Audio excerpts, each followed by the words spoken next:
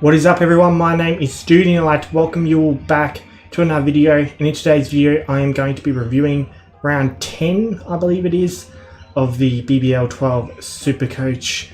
Now I apologise for the last two videos not happening. I haven't had a day off of work in a very long time. I just got home from work now, so this is last minute pretty much. Hopefully this video is up before the Heat and Stars game starts. Come on Heat, you need to win this one as well.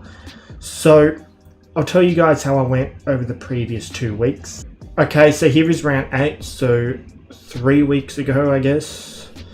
1052, I went up the rankings over 700 spots and went up to 1500th in the ranking, so that was a really good week.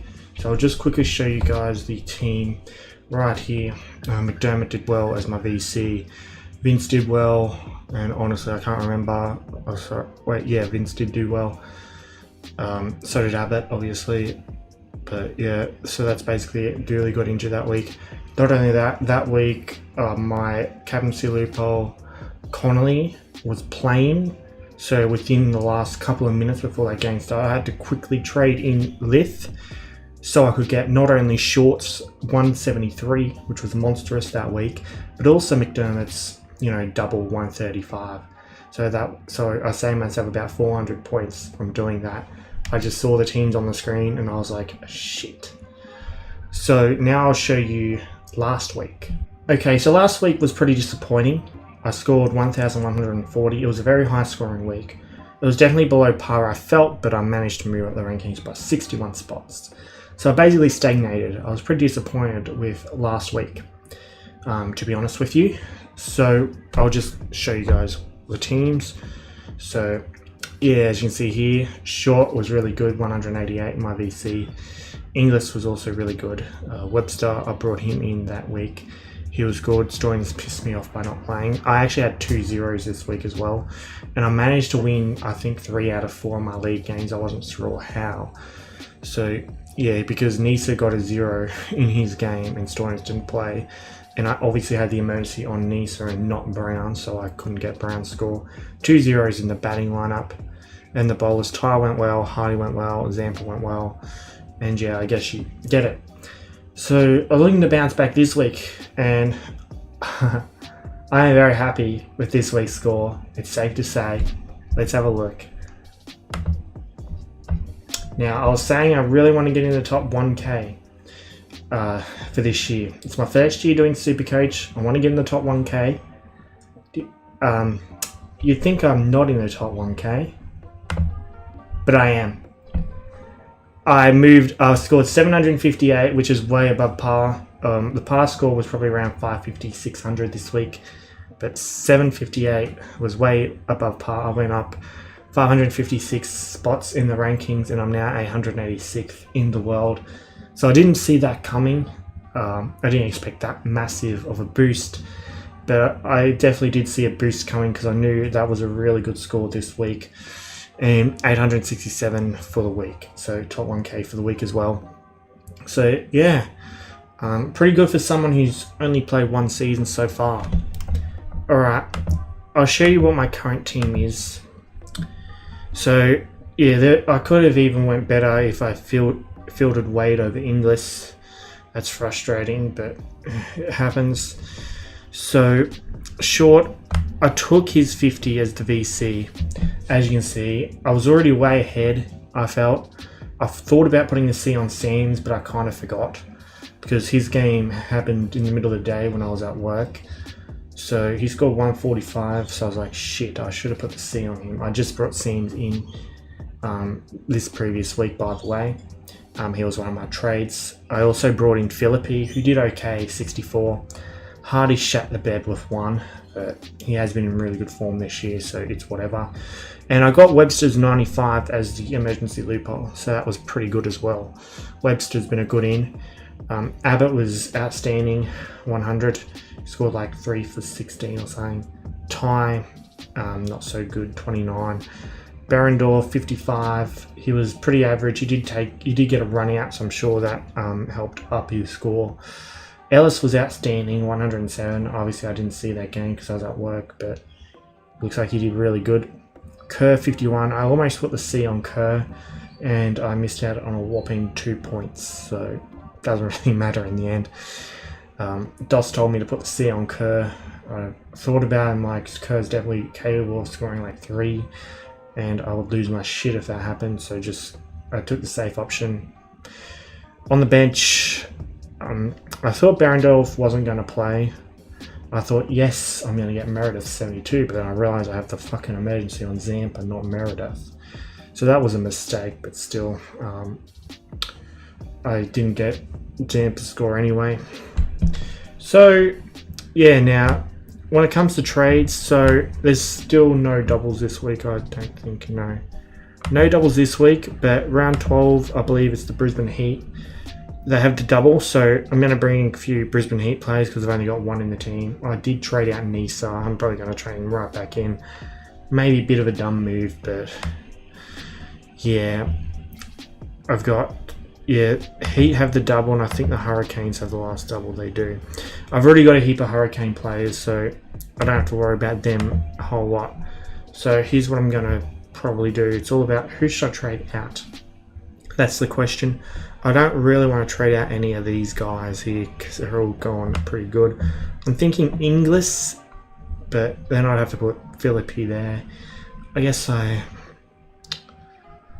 could put Philippi there, or do I bring in like another wicketkeeper or something? And then who should I trade in the bowling? I reckon Barendorf and Zampa, maybe. Yeah, Barendorf and Zampa, because I want to keep Kerr, I want to keep Abbott. I could maybe trade Ty, but I kind of want to keep him as well. Alright, so I'm going to trade Inglis. I think I definitely have to hold on to all these other guys. So I'll trade Inglis, I'll trade Barendorf, and I'll trade Zampa. Okay, so now I'm going to look for Brisbane. I'm going to bring in at least 2 Brisbane Heat players. And I'll bring in 3 next week, and well, actually I should bring in all Brisbane Heat players. Nice has dropped in price, so I actually gained 20k from trading him. Let's bring him back in, fuck it. I'll bring him back in. Now the problem with the Heat is that the bowling lineup isn't very stable. They've been changing it up a bit. Kuhneman's probably the only safe, other safe bowler for them. I could easily see them dropping, you know, Baisley. They could drop Swepson again, but he did have a good game.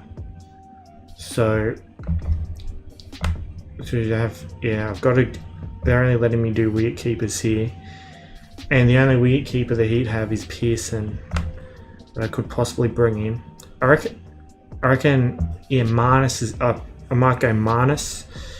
So I put Philippi there. So what have we got here? Now I've got Marnus. And do we have Khawaja? What's Khawaja at? Can't find. There he is, 136k. I know he hasn't fired yet, but I'm sure he will. I could put Khawaja in the batting, and then yeah, I've got more than enough money for Marnus. So I'll put Marnus there. That's how I'll go. I know the Heat don't have the double this week, but this is in preparation for next week. So I'll complete these trades because I've only got 1 Heat player in my team already. So I need to bring in some Heat players for their double. So that's how I'm going to go. Now I reckon I'll field Nisa, because yeah, I'll field Nisa, and Marnus should probably be fielded as well. Marnus plays tonight, so I'd have to field him. Do I go Webster over Khawaja? Yeah, I put Webster on field. Khawaja can be, I guess, the loophole. And who should I put the VC loophole on? When does Short play? Tomorrow night. Lift doesn't play until Wednesday night. So I could put it on Short again. Or I could put it on Marnus. Because will Marnus bowl? Probably not if we're playing Kuhneman and Swepson. And his 1 over against the Scorchers was absolutely pathetic, to be fair. So I don't know if I want to see him bowl again. But if, say, if short fails, who do I put the C on after that? What options do I have? I guess I have Hardy. He's a bit of a risk, so he might not bowl if he hasn't been bowling, or Ty. And probably Sam's actually. Yeah, I reckon Sam's. I'll put the VC on short for sure. And Sam's will get the C. So if short fails, and then over here in the bowling, shall I swap over Webster for one of the Marnus and have Webster on the bench?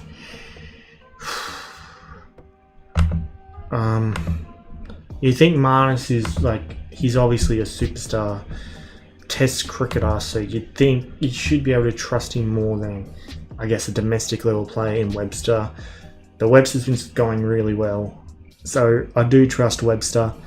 Ellis is hit and miss, so maybe I could put Webster on for Ellis. Oh, I don't know, but I'd have to put him on like tonight, right now, if I'm putting him on for Ellis. Ellis has got the scorchers actually. Yeah, he has a tough match, so maybe it's better if Ellis is on the bench. And Webster, I feel like, is more likely to do good against the Heat than Ellis is to do against the Scorchers. So I go Webster on the ground. So a bit stiff, a guy scoring 100 being on my bench, but yeah, so I like this team. I think I've got a really good team. So yeah. Do I field Wade or Phillippe? That's the tough one. Yeah. I'll definitely field Wade in the last round over Phillippe. But we'll see what happens. Yeah, I'll leave it at that, and I'll look at teams obviously throughout the week and make sure all my players are playing. So leagues, but I'm pretty sure all of my players for tonight's game should be playing. So we'll look at my. Oh, we're up to the finals, are we? Yeah. Okay. I want to see what did the ladder look like.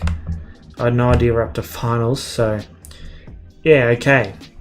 So obviously you got minor premiership here, and then we've got the winners. How did I only finish second? I did beat this guy a couple of weeks ago in a week where I went pretty bad. I think it was last week I beat this guy, so I can beat him.